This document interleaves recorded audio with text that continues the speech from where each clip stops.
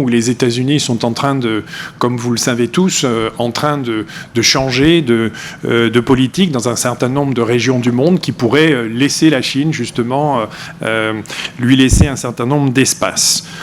Alors, on va avoir 3 présentations dans ce panel, environ 15-20 minutes de présentation.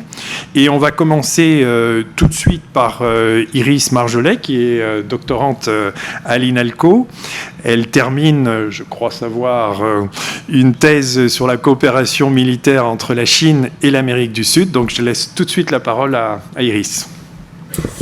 Merci. Merci à Karine, aux organisateurs de m'avoir invitée. C'est vraiment un grand honneur d'être ici devant vous.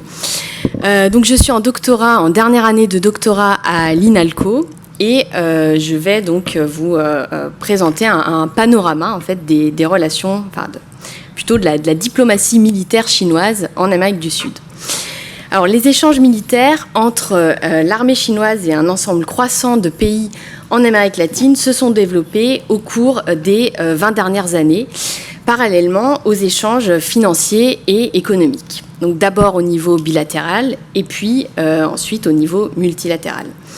Ces échanges sont néanmoins passés assez inaperçus par rapport aux activités économiques des entreprises chinoises, puisque la plupart donc, des études académiques se concentrent presque exclusivement sur l'engagement économique de la Chine en Amérique latine et ignorent pour une grande partie les questions militaires et de sécurité dans cette région. Pourtant, l'armée chinoise est progressivement devenue un acteur clé de la diplomatie chinoise en Amérique latine et la tendance n'a fait que s'approfondir avec l'arrivée au pouvoir de Xi Jinping et puis s'est renforcée encore après la pandémie, donc en 2020. Donc, décentrer notre regard des relations économiques permet de rendre compte de l'évolution d'un domaine qui est sous-estimé, donc le domaine militaire, ou analysé principalement à partir des transferts d'armement chinois au Venezuela, donc qui ont concentré l'attention des Américains principalement. Ces derniers donc, sont considérés comme un indicateur majeur donc, de l'évolution des relations politico-militaires entre les deux régions. Donc nous allons dresser un panorama général des relations militaires entre la Chine et les pays sud-américains. Ma thèse s'est concentrée dans un chapitre en tout cas, sur 10 pays donc d'Amérique du Sud, Argentine, Bolivie, Brésil, Colombie, Chili, Équateur, Mexique, Pérou, Uruguay, Venezuela et plus le Mexique donc pour l'Amérique du Nord. Donc en retraçant les grandes étapes et les moments dits de rupture à partir de documents officiels, de déclarations des hauts dirigeants, civils et militaires, et de sources de seconde main et d'interviews. Donc on peut distinguer 3 phases. Une première phase de rapprochement entre élites militaires, alors surtout au début des années 2000, même si le rapprochement est un peu plus ancien. Une deuxième phase de diversification des échanges et d'institutionnalisation de ces échanges par des accords de coopération de défense et d'autres accords qu'on verra.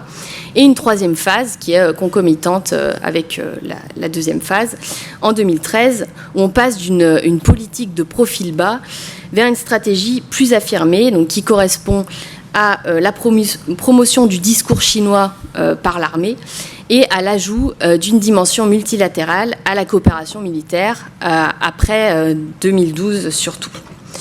Donc la première phase, le rapprochement diplomatique initié donc, par l'armée chinoise au début des années 2000 est lancé par la visite de Hu Jintao en novembre 2004 qui scelle donc non seulement le rapprochement économique porté par la demande chinoise en matières premières, mais enclenche aussi un rapprochement militaire, donc plus visible, entre ces deux régions, puisqu'à partir de cette date, les visites de haut niveau entre responsables militaires, chinois et latino-américains, passent, donc, exemple, de 12 en 2003 à plus de 20 rencontres en 2004, pour atteindre 201 visites pour l'année 2016. Et donc c'est aussi à ce moment-là, donc 2004-2005, que les États-Unis commencent à surveiller ces échanges d'un peu plus près. Donc par exemple, le commandant du Southcom, le général Craddock, auditionné en 2005 devant le Congrès américain, déclarait « La présence croissante de la Chine dans la région est une dynamique émergente qui ne doit pas être ignorée ». ensuite, deuxième phase, les échanges donc, se diversifient et s'approfondissent, puis sont institutionnalisés au niveau bilatéral. Donc, deuxième date, 2008, année importante, puisque c'est à ce moment que le ministère des Affaires étrangères chinois publie son premier livre blanc sur la politique étrangère chinoise donc en Amérique latine et dans les Caraïbes, qui indique donc son positionnement à l'égard de cette région dans ses dimensions, donc non seulement politiques, économiques, culturelles, mais également militaires, puisqu'il y a une section dans ce document sur la paix, la sécurité et la justice, qui liste les différentes activités pouvant être conduites entre la Chine et ces pays. Donc ces activités recouvrent les activités normales de diplomatie militaire, donc les dialogues politiques, les visites de haut niveau, les échanges professionnels, la coopération et l'aide humanitaire, la coopération en matière de sécurité non traditionnelle et l'aide à la construction des forces armées. On en reparlera. Donc au niveau des pays, ces activités sont formalisées donc, dans trois grands types d'accords principaux, les accords de coopération de défense, les accords de coopération technico-militaire et les accords d'assistance gratuits. Et puis encore d'autres types d'accords qu'on verra rapidement après. Alors les premiers, donc les accords de coopération de défense, sont des accords assez généraux, donc qui couvrent des domaines de coopération multiples, donc les dialogues politiques, les visites, les échanges, la coopération et l'aide humanitaire, la coopération en matière de sécurité non traditionnelle. Par exemple, pour donc vous donner, puisque c'est surtout ce qui a été exploité, donc les échanges professionnels, donc par exemple, les armées latino-américaines vont envoyer donc, quelques-uns de leurs officiers en Chine à l'Université de défense nationale. Ça peut être à l'école de langue de l'armée chinoise à Kumshan, l'école des forces spéciales dans le Guangdong, au collège de commandement de l'armée Nanjing. Et donc, entre 2004 et 2012, le ministère de la Défense chinois a établi des accords de coopération de défense avec 3 pays du cône sud, donc l'Argentine en 2007 et puis un autre en 2012 pour une durée plus longue. Avec le Brésil, un premier protocole d'accord est signé en 2004, puis un autre en 2011 qui n'a pas de durée limite. Avec le Chili en 2011 également, et avec 3 autres, avec 3 pays du cône andin, l'Équateur en 2009, la Bolivie en 2010, le Pérou en 2011. Donc, alors par exemple, avec l'Équateur, qu'est-ce qui a été exploité dans cet accord ? C'est l'offre des services des équipes médicales chinoises, donc par exemple pendant 1 an à l'hôpital général des forces armées en Équateur, donc accord qui a été, en tout cas activité qui a été renouvelée en 2014 puis en 2017. Donc entre-temps, les relations commerciales, diplomatiques s'approfondissent un peu plus. En 2010, la Chine devient le premier partenaire commercial du cône sud, des pays du cône sud, et le deuxième partenaire commercial de la majeure partie donc, des pays latino-américains. Donc il y a 33 pays en Amérique latine. Donc ensuite, deuxième type d'accords, les accords de coopération technico-militaire, donc qui concernent essentiellement les transferts, donc achats, cessions, dons d'équipements, transfert de technologie, en tout cas c'est écrit dans l'accord, pas forcément exploité. Donc ils sont conclus entre, alors ça peut dépendre, ministère de la Défense des pays concernés, ministère de la Défense chinois ou administration d'État pour la science, la technologie et l'industrie de la défense nationale. Donc par exemple, un accord de ce type a été conclu avec le Venezuela en 2015.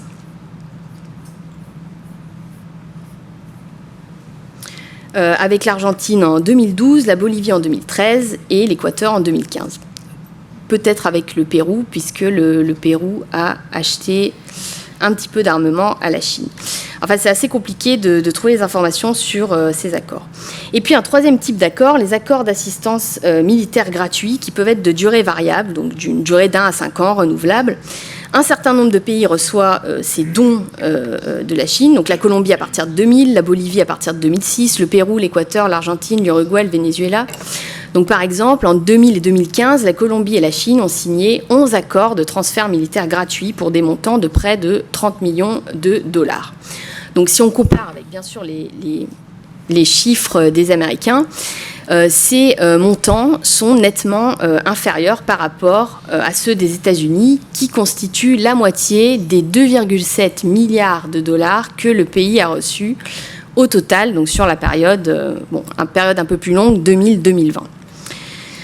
Alors ces dons, bien sûr, ne sont pas tout à fait gratuits. Par exemple, le gouvernement va donner à la Colombie pour donc une certaine somme pour l'achat de matériel militaire. Et en échange, donc dans les années 2010-2011, la Colombie, la Colombie devait envoyer en Chine des instructeurs, et finalement, ce sont les Chinois qui sont venus se former à l'école des Lanceros, donc qui est spécialisée dans le combat dans la jungle et la contre-insurrection. Et à l'issue de cette formation, ils ont fait un exercice conjoint, antiterroriste.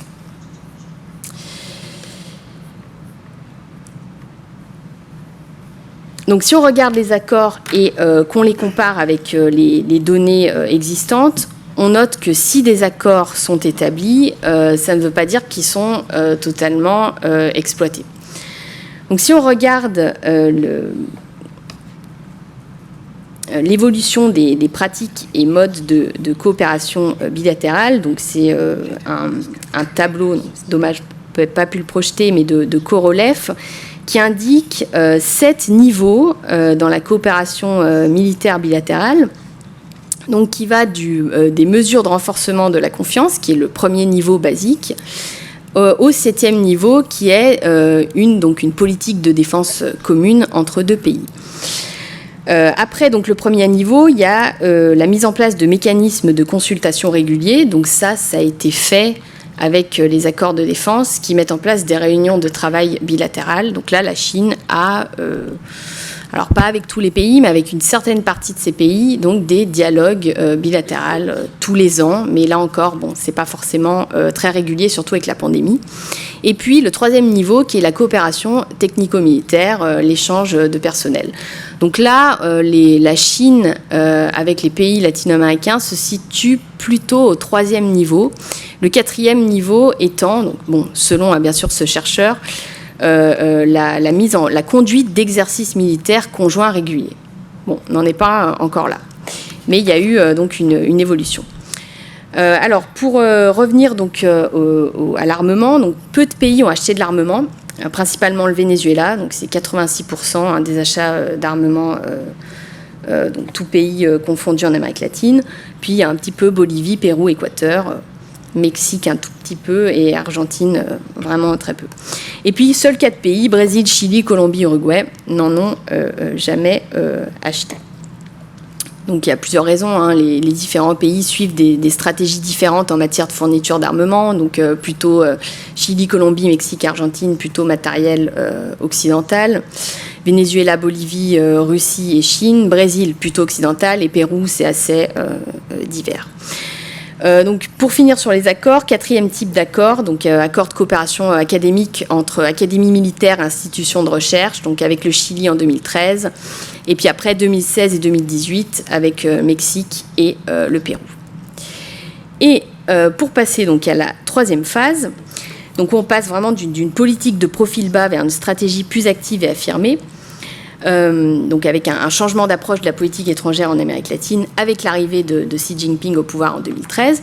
Donc on a 2 moments importants. Juillet 2014, Xi Jinping effectue une tournée historique de 10 jours qui marque un tournant dans les relations. Il annonce la création du forum Chine-CELAC, donc Communauté des États latino-américains et caribéens, qui constitue un espace de discussion multilatéral sur les questions commerciales, d'investissement, de finances, d'agriculture, etc. Donc il a une importance particulière pour la Chine, puisque c'est le seul forum qui regroupe les 33 États latino-américains et qui exclut les États-Unis. En 2016, autre année très importante, publication du 2e livre blanc sur sa politique étrangère en Amérique latine, donc 8 ans après le premier, lors du 24e forum de l'APEC. Donc c'est la 3e fois que ce forum avait lieu dans cette région. Le timing de la publication du livre blanc, il est important, puisque Pékin a choisi cette date du 24 novembre 2016, donc le lendemain du forum de l'APEC, et la fin du voyage de Xi Jinping pour le publier. Au niveau symbolique, donc, il envoie un signal très très positif aux latino-américains qui leur signifie leur importance croissante dans les années à venir pour la Chine. Entre 2012 et 2016, il faut noter que les partenariats stratégiques conclus dans les années 90 et 2000 avec l'Argentine, le Brésil, le Chili, etc., sont élevés au rang de partenariat stratégique intégral. Donc c'est une des qualifications les plus élevées dans la hiérarchie que la Chine attribue à ses alliés diplomatiques. Donc, plusieurs analystes suggèrent le début d'une nouvelle phase dans les relations sino-latino-américaines à partir de 2013 pour inclure de plus en plus des dimensions politiques et militaro-stratégiques, notamment au niveau multilatéral, avec la multiplication de forums militaires et de séminaires. Donc, un premier de ces forums, le Forum de défense de haut niveau Chine-Amérique latine, est établi en 2012. On peut citer le Forum de logistique militaire Chine-Amérique latine, qui n'aura lieu qu'en 2015 et 2017. Le Forum des présidents des académies de défense Chine-Amérique latine à partir de 2023. Le Forum sur la médecine militaire entre la Chine et l'Amérique latine en 2023. Et séminaire sur l'aide humanitaire et opérations de maintien de la paix. Je vais revenir sur le forum, donc un forum en particulier, le premier, le forum de défense de haut niveau Chine-Amérique latine. En fait, c'est un sous-forum qui fait partie donc, du forum Chine-CELAC établi en 2014. Et ce forum donc, intègre également ces questions de défense à l'image des autres forums qui ont été établis en Afrique et au Moyen-Orient un peu plus tôt en 2000 et en 2004. Donc ce forum de défense de haut niveau, il a en fait été créé avant la constitution du forum Chine-CELAC. Il a été créé en 2012, donc soit 2 ans avant le lancement du forum Chine-CELAC.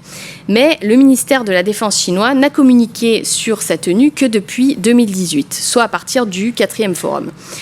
Il est mentionné pour la première fois dans le livre blanc de la défense de 2019, qui est le dernier livre blanc que la Chine ait publié. Et avant cette date, les informations donc sur ce forum en particulier sont assez éparses ou limitées aux articles de presse en chinois. Et donc, je vais terminer avec la promotion des discours et des concepts chinois dans les forums militaires. Donc, la pandémie du coronavirus a accéléré les initiatives et les mécanismes diplomatiques de l'armée chinoise pour la construction d'une plateforme multilatérale pour les échanges militaires. Donc, cette tendance, elle est visible dès juillet 2021, lorsque l'APL organise le séminaire sino-latino-américain sur l'aide humanitaire, le séminaire sur les opérations de la paix et les autres forums que j'ai cités.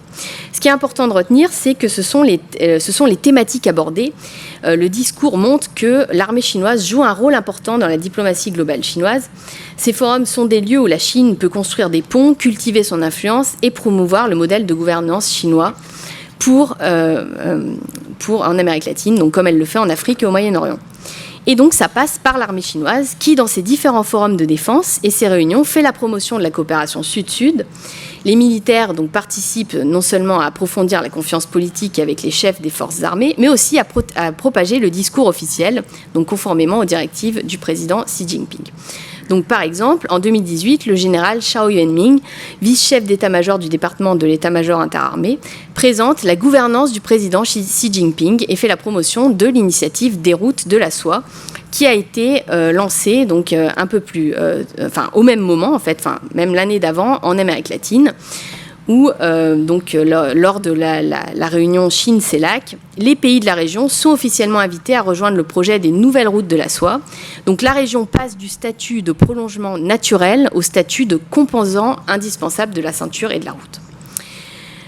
Donc dernière chose avant de passer à la conclusion, donc une nouvelle mission a été ajoutée à la diplomatie militaire de l'armée chinoise, fournir du matériel sanitaire pour lutter contre la pandémie dans les pays donc en voie de développement et en Amérique latine notamment. Donc plusieurs pays ont bénéficié de cette aide, Argentine, Équateur, Pérou, Bolivie, Cuba, Venezuela, et qui se manifestent par des dons, donc hôpital mobile de campagne, visite de groupes d'experts médicaux chinois, maintien d'une communication stratégique entre le ministère de la Défense et les responsables de la défense de ces pays.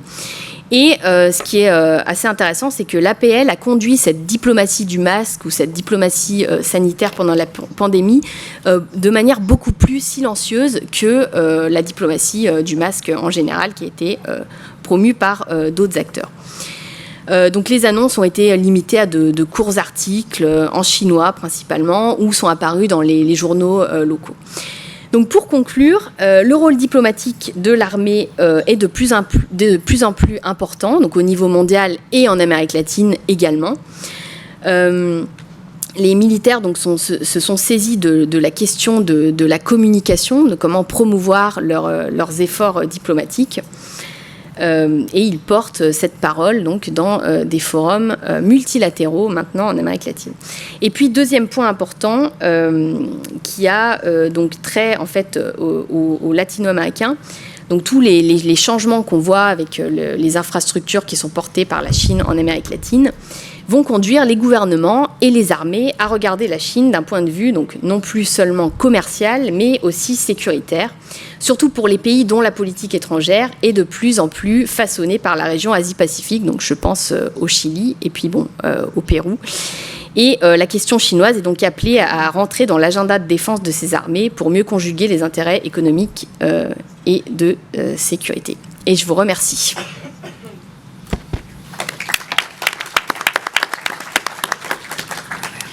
Merci beaucoup Iris pour votre présentation sur un sujet extrêmement intéressant. Je ne doute pas qu'il y aura des questions ensuite provenant de la salle.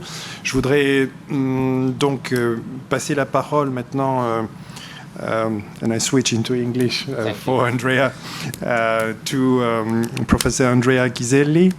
You've been teaching at the at Fudan University for, I think, 9 years, if I'm correct, in international relations, and you are currently lecturer in international politics at the University of Exeter.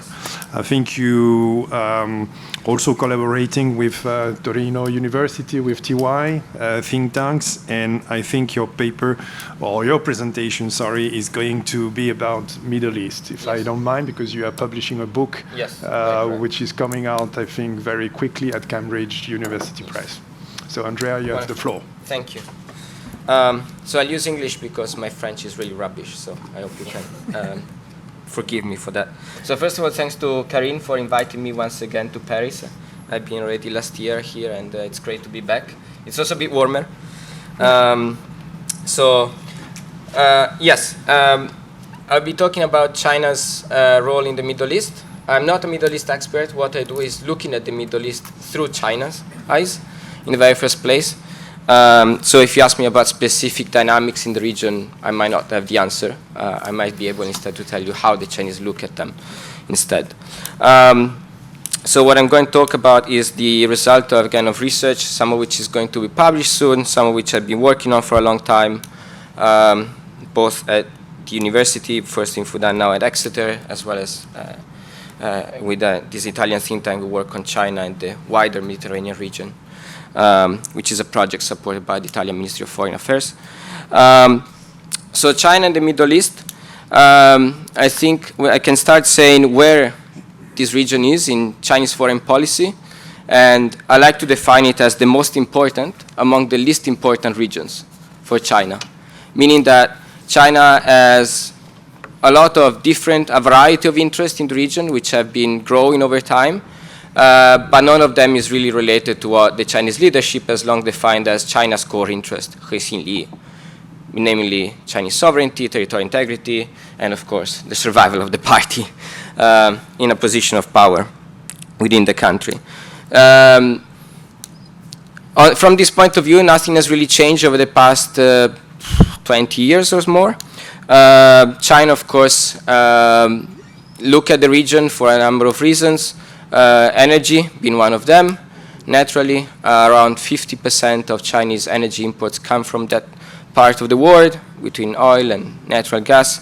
Of course, the region is an important market. It began being a market for Chinese cheap goods, but now it's increasingly a market for, of course, large infrastructural projects. For a long time, the region was one of the most important markets for Chinese engineering construction companies. It's not as much the case today, but still it's a very important place. In the past, especially until the Arab Spring and until, I would say, COVID, there was a very significant human footprint, Chinese human footprint in the region, under the form of workers and traders.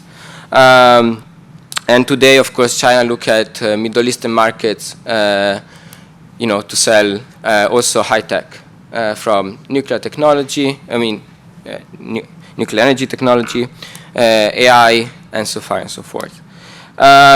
Lastly, of course, the region is important because it is important for international security. It's still at the very center of many debates at the Security Council, where China is a permanent member. So even though many crises per se do not really touch on Chinese interest, they matter for China because there are opportunities for it to speak out, oftentimes also to oppose the United States, to start to change the narrative around ideas like sovereignty and non-interference. And so for all these reasons, the region is important, but again, not comparable, for example, East Asia, for obvious reasons, where there are still business that is unfinished from the Chinese perspective. And I'm talking about Taiwan, naturally. That said, we can see changes that are taking place over the past 10 years or so. The first one is the Middle East, especially if we include North Africa, is a gigantic region. And for a long time, especially again until the Arab Spring, more or less, of course, the Gulf was a very important component of this region from the Chinese perspective, but they were also very much present also, for example, in North Africa. They paid a lot of attention to North African countries. I think today that has changed quite significantly. The Gulf has really become the very center of Chinese foreign policy. When a lot of time when the Chinese talk about the Middle East, they talk about the Gulf, especially today. And I think this there's been a number of factors that have made this change possible. Again, the Arab Spring brought about a significant change in where Chinese citizens, for example, are in the Middle East. Most of them are in the Gulf. They're not really in North Africa. There was a large number of them in Libya until 2011, Algeria, but also all those communities have been decreasing, as far, at least this is what Chinese data show. So there's been that change, so a recalibration of Chinese economic presence there. There's been a change of leadership in many countries, Saudi Arabia being one of the most important one. There is, I would say, a true fascination in China for the Crown Prince, the Saudi Crown Prince. If you look at Chinese media, how they describe him, they have a very, almost hagiographic portray. They really admire him, someone that is pushing aside religion, modernizer, right? I remember this article mentioning that he only has one wife as a good attribute, for example. Small things, but they really indicate what they're looking at. And this can also be seen, for example, if you look at the data on Chinese investment in Saudi Arabia. They have significantly expanded over the past years. And just anecdotal evidence, I know, again, I lived in China for a long time, and friends and contacts that I have there have been traveling to the region, especially Saudi and the UAE, as really as the hot place to be for Chinese capital, especially now. So there's been really this rebalancing. The third change that has taken place, of course, is a change of leadership in China. Xi Jinping came, a more ambitious leader, much more focused on foreign policy than his predecessor.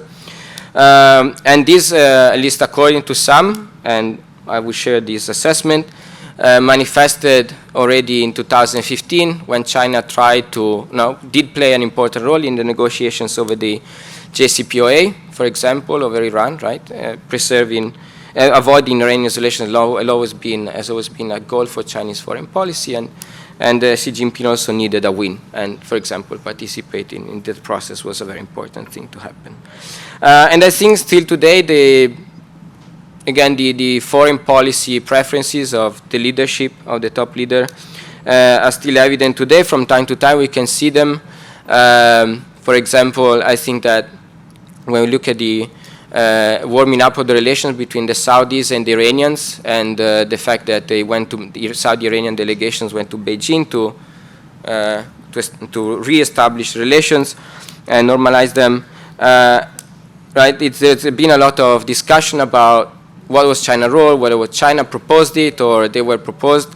I think many people today would agree with me saying that China was brought in. So the Saudi and Iranian already were at the relatively advanced stages of discussion, and they both saw an advantage of involving the Chinese. But again, Xi Jinping was important because most likely he was directly invited to participate in this. And this is, again, pretty important because if we look at the history of the Chinese foreign policy bureaucracy, the part that deals with the Middle East and North Africa has always been relatively marginalized. And today, instead, they probably see they are also politically empowered to play a much more active role.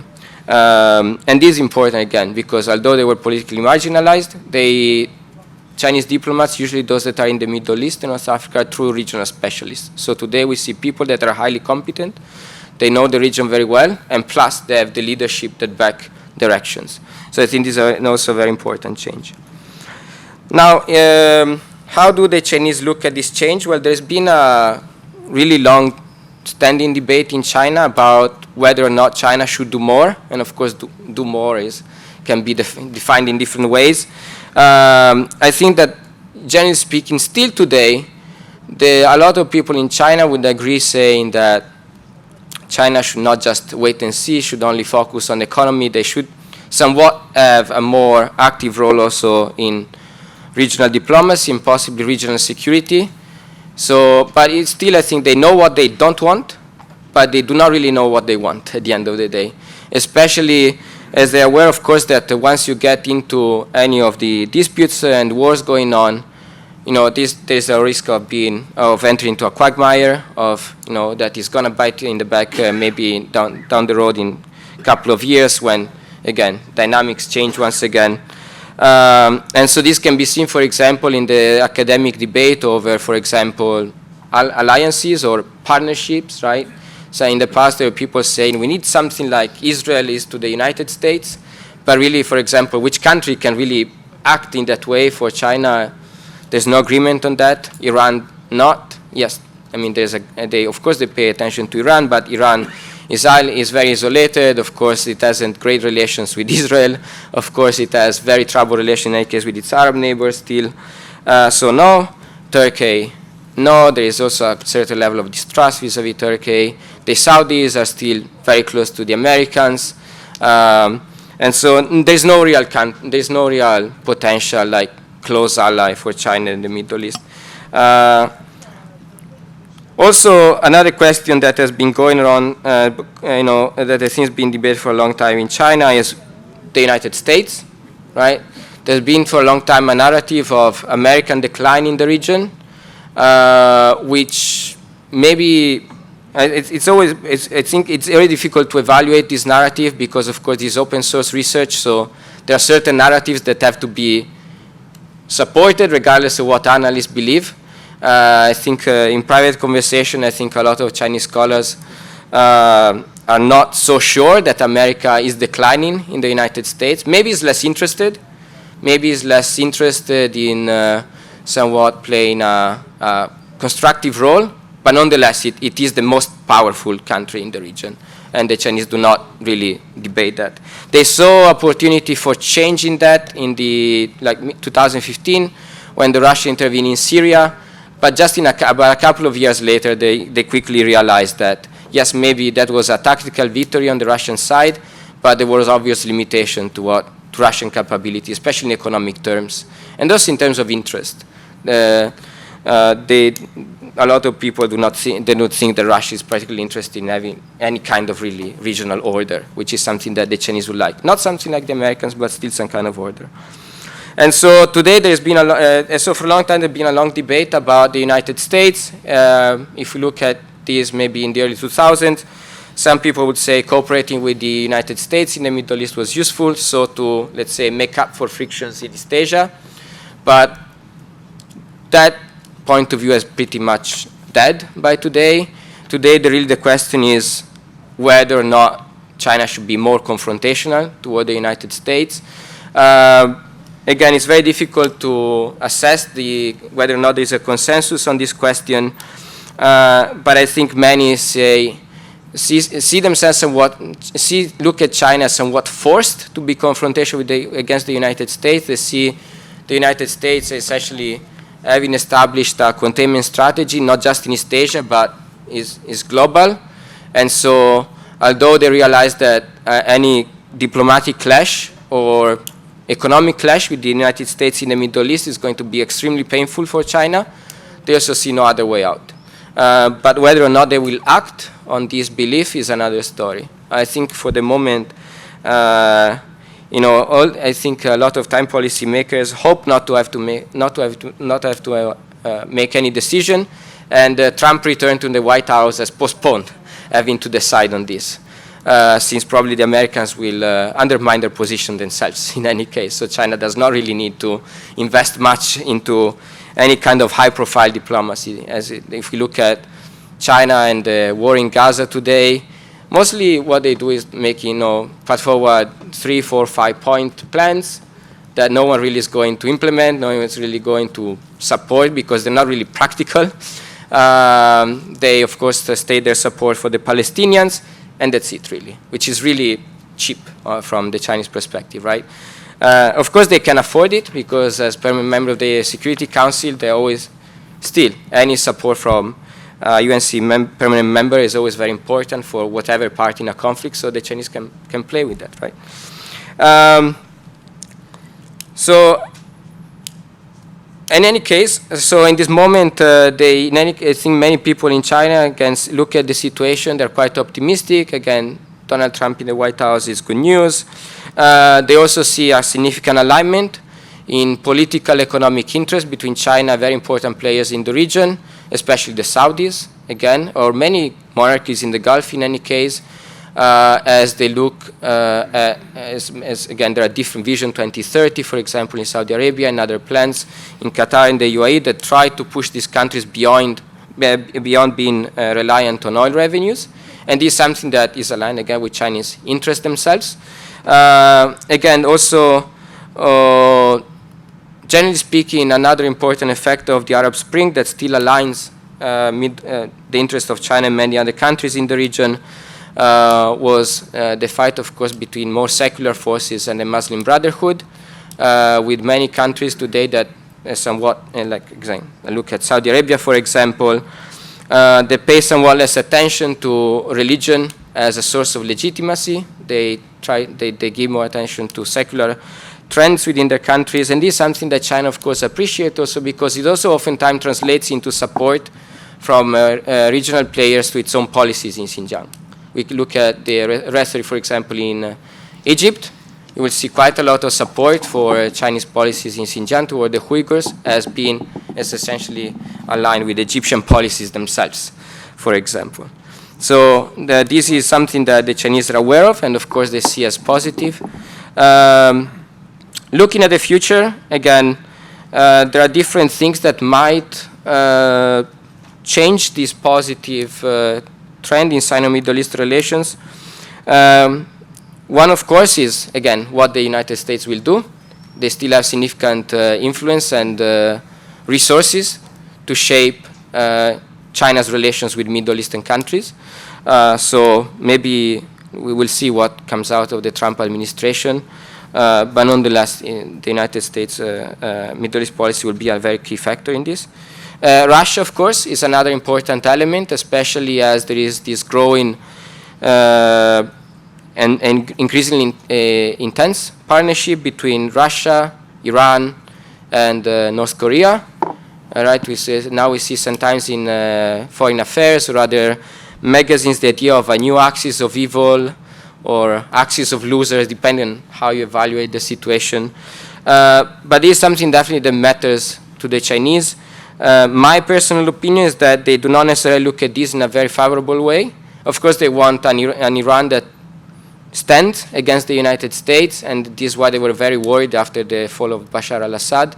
They look at Iran as really being a critical position, with many in China openly calling for change in Iran, not, of course, regime change, but change in the economic and the policy within the country. But I still want an anti-American regime there, but at the same time, not an isolated, not a rogue country. Same thing when it comes to Russia, same thing when it comes to North Korea. So when these three countries cooperate together, they risk becoming also a liability for China. So it's a very complex relationship. So this to say that whatever will happen in Ukraine will also have an impact on how China look at the Middle East and Iran, of course.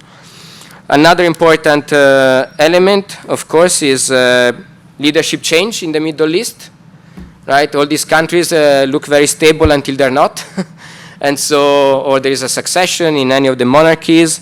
Again, the rise of the crown prince in Saudi Arabia was a very important moment, but you see a new leader emerging with different ideas. Yeah. And so we will see. And finally, economic trends. It's quite clear that China is getting close to the peak of its energy imports, and for a long time, oil imports, natural gas have been a pillar of Sino-Middle Eastern relations. Again, as I said earlier, both sides are looking at economic diversification as very important for their own economies and for their bilateral relationship. The question, of course, remains as to one, whether they will be quick enough to bring that about and really, make up for the possible decrease of oil, the importance of energy in the relation. Of course, it will not happen tomorrow or the day after, but it's on the horizon already. And this also this is important for the Chinese, but also especially, I would say, for Middle Eastern countries, as they, of course, rely on oil revenues to finance their economic modernization. So whether or not the Middle Eastern countries, especially those in the Gulf, will succeed in that, we might have a very significant impact on the relations with China. As different analysts, both in China and outside, have already started to talk about or discuss the question, what will happen when oil is not important, when oil will not be important anymore, right? When we will not be as dependent as we are today. So for the moment, China, I think, will essentially, there remains a lot of discussion within China about change, but I think for the moment, continuity will prevail, continuity in the form of wait and see. Whenever there will be opportunity to score a diplomatic point, especially against the United States, they will do it. But I don't think we will see any deeper engagement in regional affairs than what we already seen today or yesterday or the year before or 5 or 10 years earlier. I'll stop here. Thank you.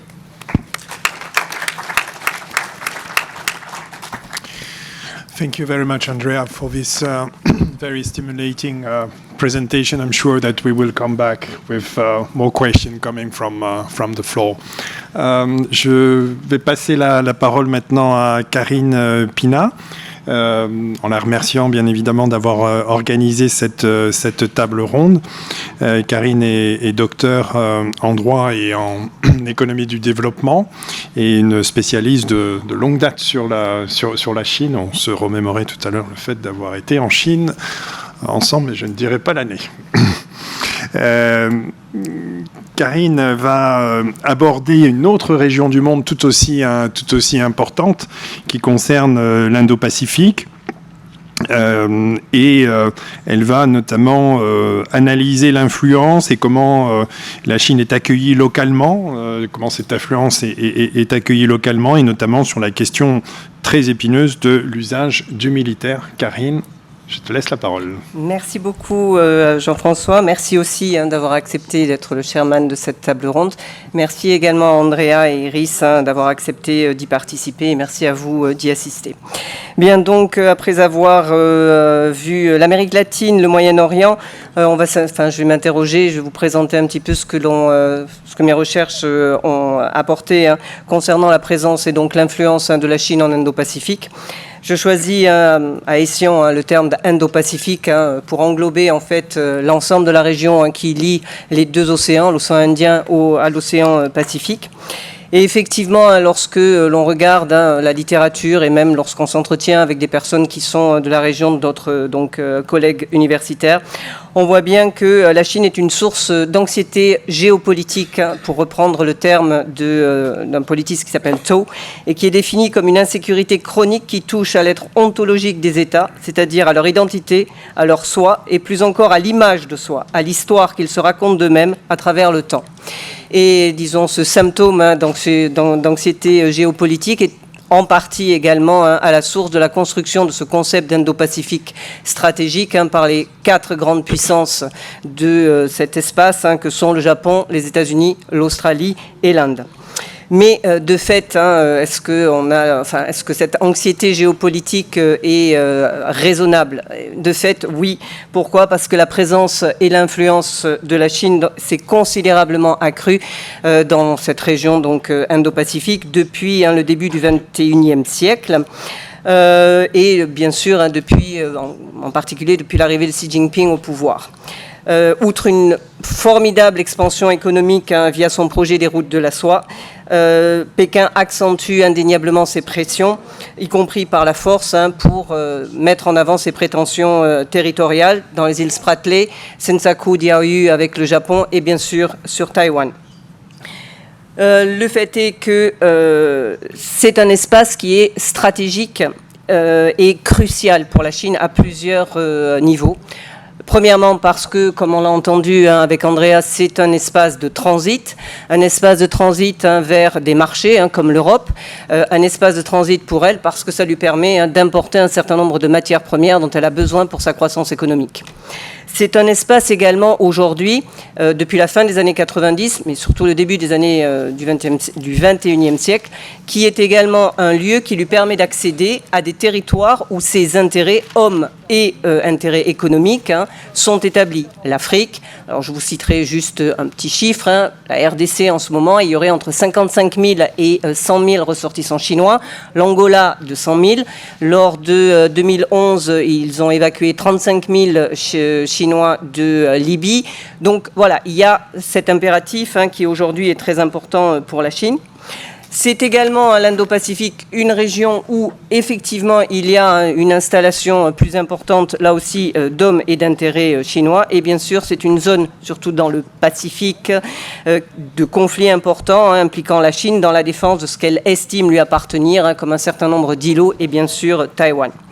Alors si dans un premier temps, au cours de la première décennie de ce nouveau siècle, cette présence et cette expansion de la Chine dans cette région Indo-Pacifique n'a pas posé relativement de problèmes, aujourd'hui elle s'effectue très nettement dans le cadre de cette compétition accrue entre les États-Unis et Pékin.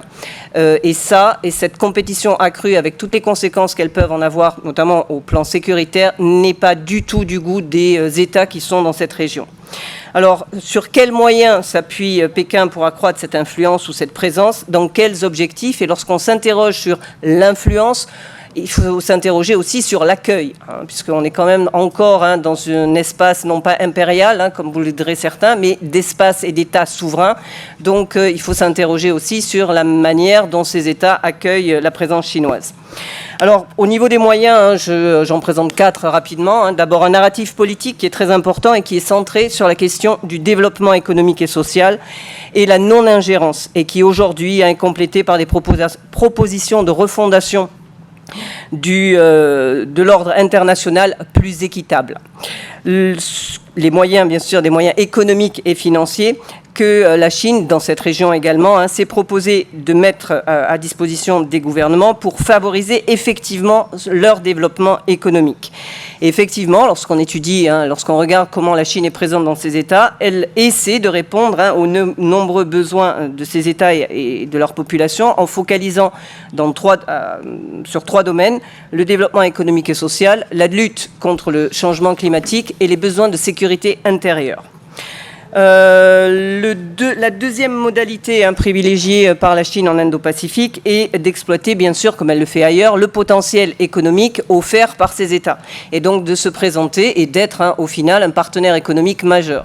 Donc ça peut bien sûr les ressources naturelles à exploiter, le bois de rose par exemple au Mozambique, le tourisme via les Fidji, les places financières via Singapour, ou les visas dorés, Vanuatu et les autres États.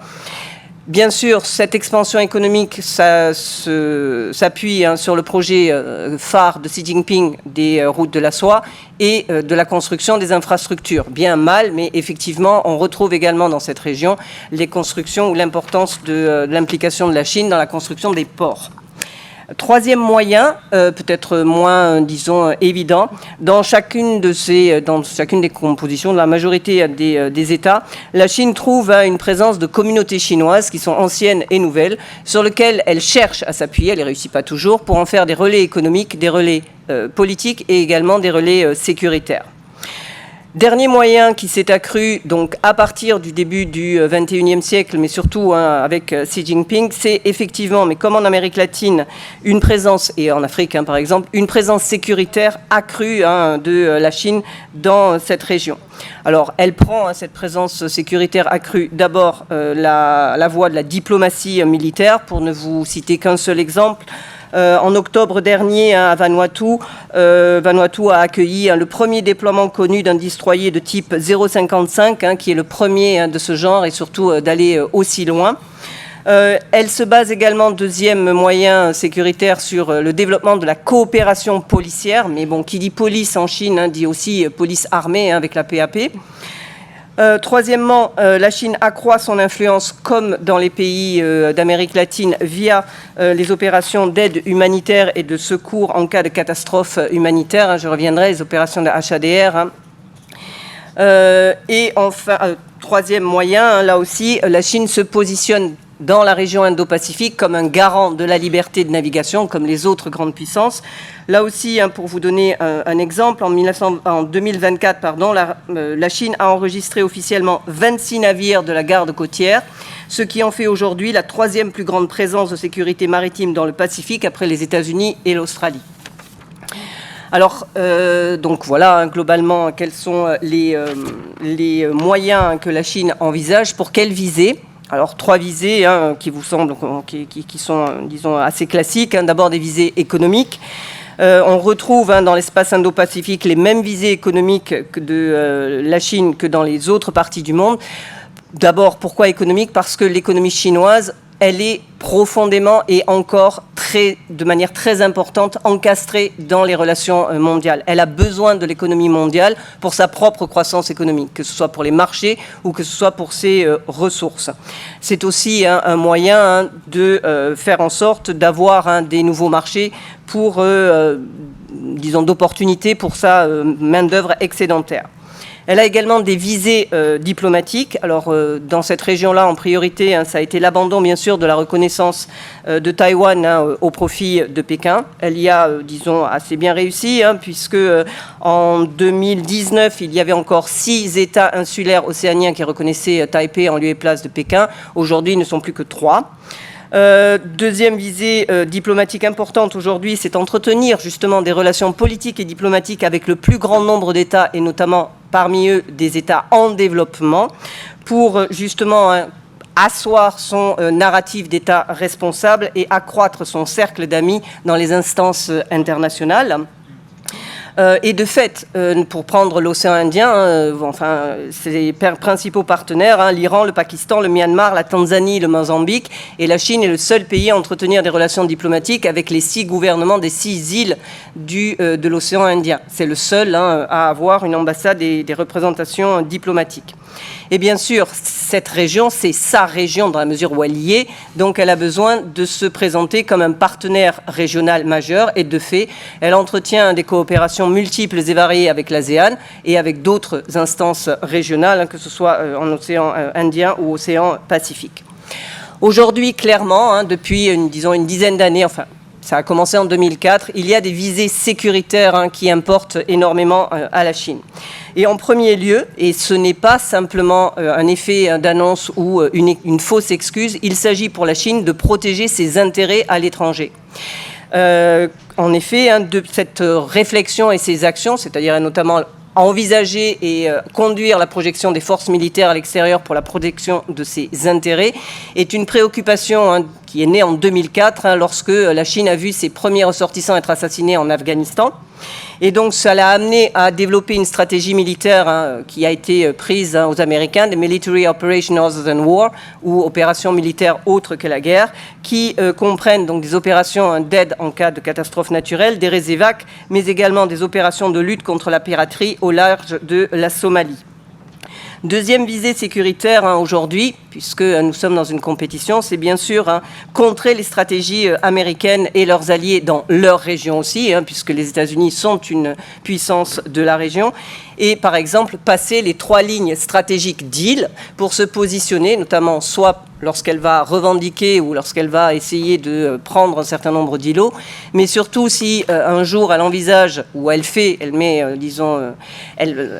prend Taïwan par la force, il faudra justement le fait qu'elle puisse se positionner derrière. C'est un moyen d'essayer de faire un déni de passage pour les États-Unis et leurs alliés.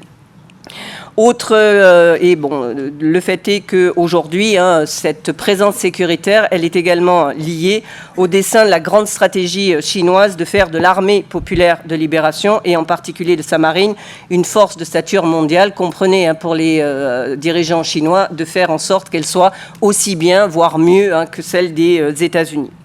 Alors, cette présence, comment elle a été accueillie dans la région? Alors comme ailleurs, mais plus encore parce que c'est sa région, la Chine est un partenaire économique majeur, et y compris auprès des États qui la qualifient aujourd'hui de compétiteurs menaçants ou de puissance révisionniste. Donc, un très grand nombre d'États ne veulent absolument pas se brouiller avec la Chine, ou ne peuvent peut-être pas se le permettre, d'abord parce qu'ils sont beaucoup plus près et parce que les intérêts économiques sont importants. Donc beaucoup font une balance entre les États-Unis et la Chine. Certains États ne vous veulent pas et ne s'engagent pas, par exemple, dans la stratégie Indo-Pacifique, soit parce qu'ils sont ignorés par les grands États, c'est le cas des États insulaires océaniens, soit parce qu'eux-mêmes ne le veulent pas et préfèrent d'autres stratégies. Le fait est que pour les petits États ou les États moyens, surtout qui sont en développement dans ces régions et qui sont confrontés à un certain nombre de problèmes avec des résiliences qui sont très faibles, la Chine est un atout à double niveau. D'abord parce que dans toutes choses égales par ailleurs, comme disent les économistes, la Chine essaye de pallier un certain nombre de besoins, mais surtout le fait que la Chine soit présente sur leur territoire est aujourd'hui clairement un atout pour augmenter la pression sur les États-Unis et leurs alliés en leur disant voilà, qu'est-ce que vous nous donnez en échange pour obtenir un plus. Donc en fait, c'est du hedging, et la Chine permet, pour les États insulaires océaniens, c'est très net, Palau ou les îles Cook, dont on a parlé très récemment, c'est aussi pour faire réagir les puissances de tutelle pour que ces dernières financent ou soient là de manière plus présente. Mais tous, et ce sera ma conclusion, s'inquiètent de la montée et de l'aggravation surtout des rivalités entre ces grandes puissances, le font savoir parce qu'elles ne veulent pas, et elles le disent clairement, elles ne veulent absolument pas que ces territoires, que ce soit l'océan Indien ou l'océan Pacifique, soient un terrain de guerre entre les États-Unis et la Chine. Et donc à ce moment-là, aujourd'hui, avec l'administration Trump 2, qui est, disons, assez versatile pour rester, disons, prudente quant à son futur, la Chine apparaît, comme elle le veut, nettement plus responsable et surtout prévisible. Donc, à l'heure actuelle, si on regarde ce qui est dit et écrit parmi ces États-là, la Chine est vue nettement plus favorablement que les États-Unis de l'administration Trump 2. Je vous remercie.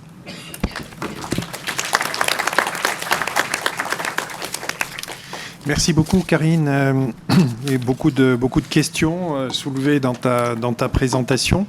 Alors, je crois que tu m'avais demandé de compléter un tout petit peu sur des questions plus économiques, mais je vois que l'heure a tourné, donc je voudrais aussi laisser quand même du temps à la salle pour réagir et poser un certain nombre de questions. Juste sur le plan économique, vous partagez avec vous quelques idées. Alors, quels sont les leviers que la Chine a utilisés ou continue d'utiliser quand même très largement sur le plan de son influence? Bon, tout d'abord, le marché intérieur. Alors, je dirais que son marché intérieur a été une arme de persuasion massive utilisée par la Chine depuis maintenant un peu plus de 40 ans. Elle l'a maniée avec énormément de dextérité. Il faut bien voir que le marché intérieur chinois a été beaucoup plus ouvert que le marché intérieur du Japon ou de la Corée dans les mêmes phases de développement économique, voire même que le marché intérieur des États-Unis, quand on se rapporte au niveau de développement des États-Unis des années 40 ou 1950 dans l'après-guerre. Alors c'est devenu un marché incontournable, on l'a vu, pour l'Allemagne sur l'automobile, on l'a vu pour la France en matière de luxe, d'aéronautique et désormais d'agroalimentaire. Donc ça, c'est la partie, on va dire, positive que la Chine continue d'utiliser d'un marché continental est très important. Il y a un certain mythe, il faut bien le dire.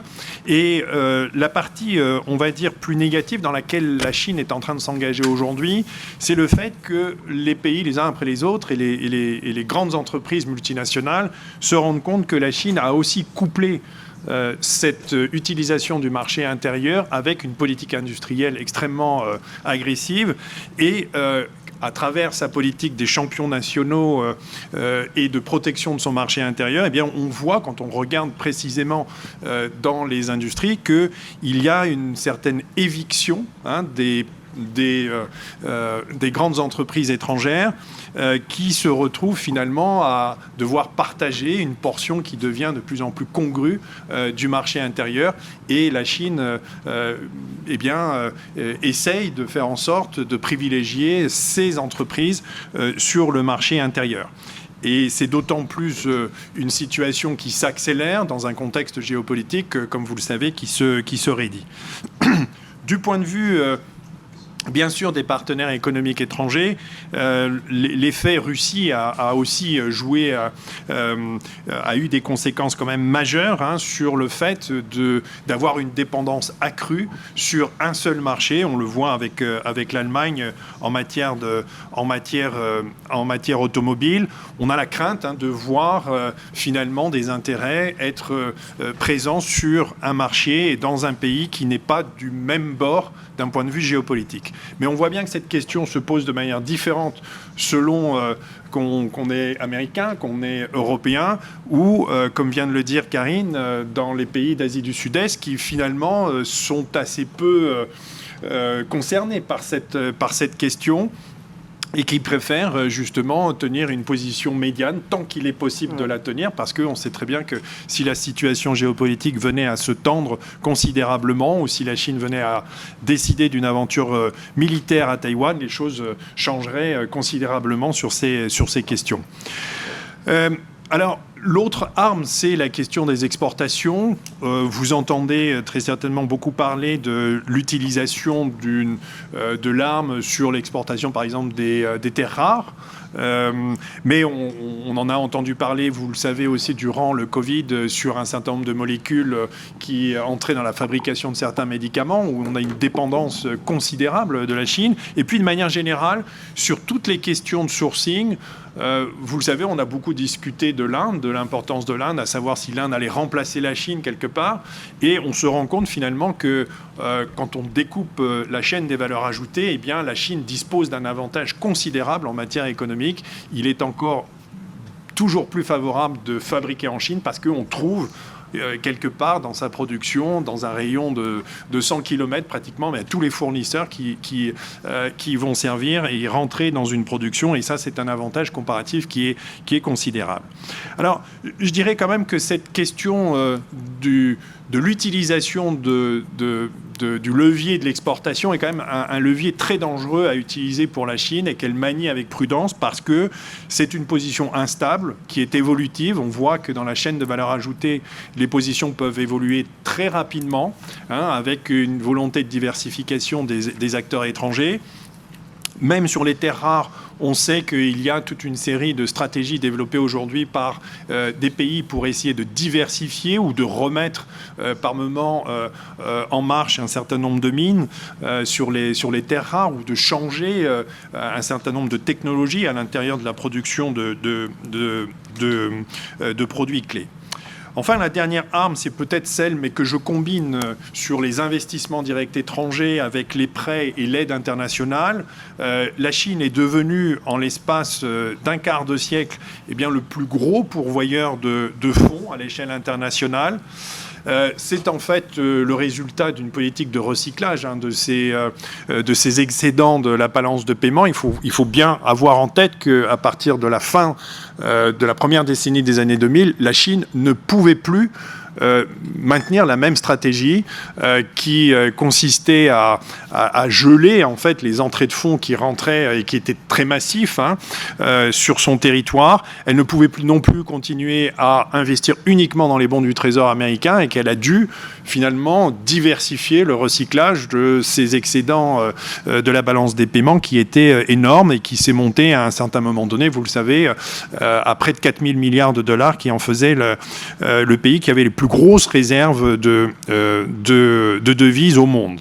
Alors, on a bien vu que un des premiers terrains était l'Afrique, bien sûr l'Asie du Sud-Est, on l'a vu, et puis à partir de 2010, les nouvelles routes de la soie, où on a mis un beau paquet cadeau autour de cette politique de recyclage des excédents de la balance de paiement. Et on voit bien qu'aujourd'hui, la Chine a su manier, en fait, et intégrer cette question des investissements directs étrangers avec la question des prêts et la question de l'aide, puisque très souvent, ces prêts ou ces aides sont liés à des projets d'investissement dans lesquels les entreprises chinoises viennent produire sur place, voire même y amènent des hommes et des femmes qui vont construire ces projets d'investissement. Alors ça, c'est le côté effectivement positif, qui est une arme, là aussi, d'influence considérable pour la Chine.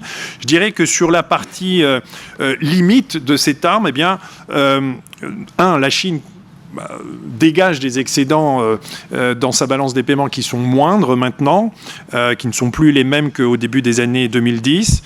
Il y a eu beaucoup de gabegie également aussi dans les investissements directs étrangers dans les pays, dans les différents pays de la route de la soie. Il y a la question de la solvabilité aussi des emprunteurs.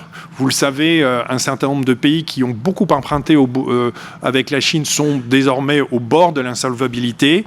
On l'a vu avec le Sri Lanka, le Pakistan, le Venezuela, n'en parlons pas. Il y a un certain nombre de pays qui sont dans une position difficile. Et puis, il y a toute l'aide liée qui est désormais perçue comme telle par les pays et qui finalement limite aussi cette possibilité d'influence de la Chine qui finalement est placée sur le même rang par moment que des pays comme les États-Unis ou l'Europe.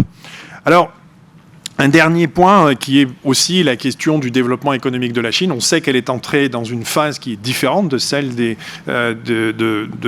la phase qui l'a conduit depuis 1978, on va dire jusqu'en 2012-2014 à peu près.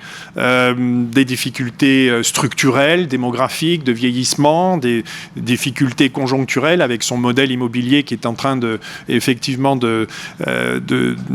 connaître de grandes difficultés. Donc, ça aussi, ce sont des questions majeures pour l'influence de la Chine sur le plan économique.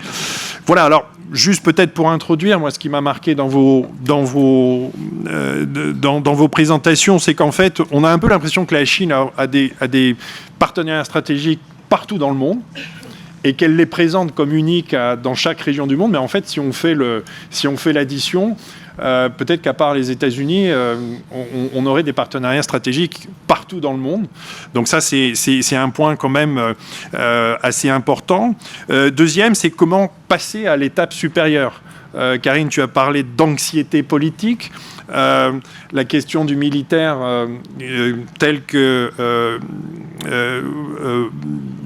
vous l'avez abordé en Amérique latine, on voit bien quelles sont un petit peu les limites par rapport aux États-Unis. On l'a vu aussi en Indo-Pacifique.